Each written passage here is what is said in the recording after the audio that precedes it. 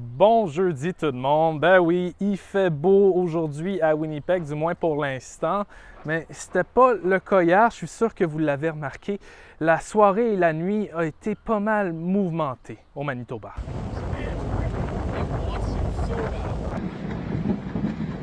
Cette vidéo d'un nuage en entonnoir a été filmée hier soir dans le coin de Swan Lake, au sud de Winnipeg.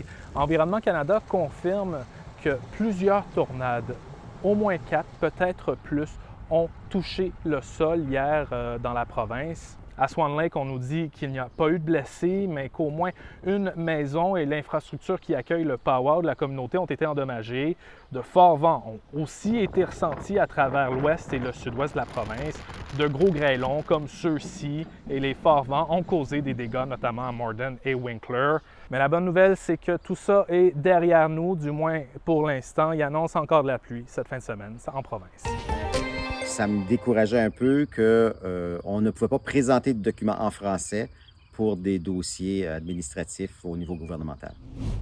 Bon, ailleurs dans l'actualité, le directeur de l'école à Saint-Lazare, Richard Fiola, a écrit au ministre Glenn Simard, responsable des affaires francophones en province. Il trouve que le village de Saint-Lazare, dans l'ouest du Manitoba, manque cruellement de services en français. Il n'est pas le seul à le dire. Le village est pourtant désigné bilingue, mais certains nouveaux résidents qui ne parlent pas anglais peinent à vivre pour se faire comprendre. Il m'a répondu en me disant qu'il était sensible à ce que je lui exprimais et qu'il m'annonçait que le député Robert Loisel viendrait à Saint-Lazare prochainement, sans donner de date précise. J'aurais aimé avoir Glenn Simard comme tel parce qu'il est responsable du tourisme, de un, et de la francophonie. Et puis en terminant, on pourrait bientôt avoir une première école privée francophone à Winnipeg.